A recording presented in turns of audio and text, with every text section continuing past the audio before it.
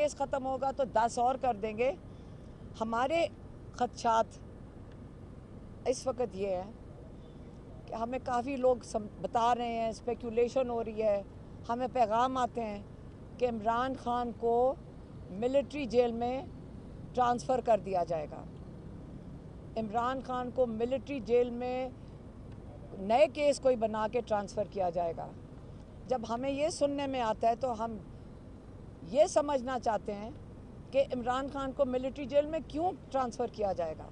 हम पूछना चाहते हैं मिलिट्री से, इस्टेब्लिशमेंट से, कि आप इमरान खान को मिलिट्री जेल में क्यों ट्रांसफ़र करना चाहते हैं।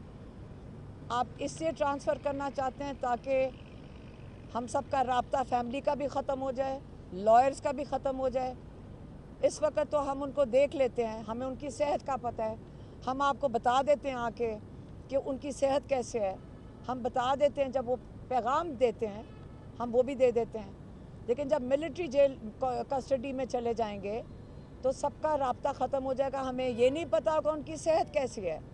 अभी तो हम उनकी सेहत के ऊपर नज़र रखते हैं। अभी हमारे डॉक्टर आके, कोशिश हमारी ये होती कि महीने में एक दफ़ा आके हमारे डॉक्टर शौकत खानम से उनको चेक कर लें। तो जब मिलिट्री जेल में चले जाएंगे तो हमें नहीं पता होगा कि उनकी सेहत कैसे है। इस वक्त जो मिलिट्री कस्टडी में बच्चे हैं, जो बुज़ुर्ग हैं, अगर आप उनकी कहानियाँ सुन ले तो इंसान का दिल रोता है कि ये जवान बच्चे बग़ैर ट्रायल के पिछले 15-16 महीने से रखे में हैं और हमें किसी को नहीं पता। 2-2, 3-3 हफ्ते तक उनको मुलाकात की इजाज़त कई दफ़ा नहीं मिलती। अगर कोई उनको जब आजकल मुलाकात करता है, जैसे हमारा भांजा है, जब हमारी फैमिली जाती है उसको मिलने, अगर कोई ऐसी बात कर दें, फ़लस्तीन की बात कर दें, तो उनको मना कर दिया जाता है कि आपने फ़लस्तीन की भी बात नहीं करनी, ये पॉलिटिकल बात हो गई है। तो अगर उनका ये हाल है, वो इतनी मुश्किलात काट रहे हैं, तो इमरान खान को भी ये उधर ही डालना चाहते हैं। हम इस वक्त अपनी जुडिशरी से अपील करेंगे कि हमारा केस एक मिलिट्री ट्रायल के ख़िलाफ़ लगा हुआ है, कोई सुन नहीं रहा कि आप आइनी तरीके से, जो आइनी हक़ है हम पाकिस्तानियों का, आप हमें उसके तहत तहफ़्फ़ुज़ दें, पाकिस्तानियों को तहफ़्फ़ुज़ दें। हम मिलिट्री के, हम फ़ौज के लोग नहीं हैं, इमरान खान फ़ौज के नहीं है। इनका किसी का हक़ नहीं बनता कि इल्लीगली उनको मिलिट्री कोर्ट में या मिलिट्री ट्रायल उनका किया जाए या उनको मिलिट्री जेल में डाला जाए। ये ना दुनिया में, ना इंटरनेशनल लॉ ये इजाज़त देता है, ना पाकिस्तान का आइन ये इजाज़त देता है।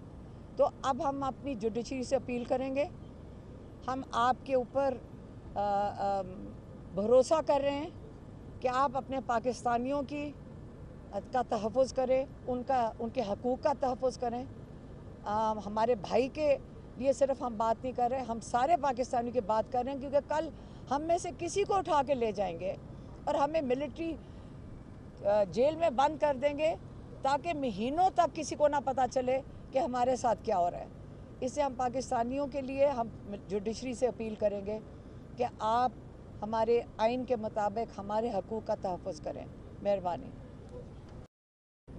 जो इस वक्त वो जुडिशल रिमांड पे हैं तोशा खाना 2 के लिए।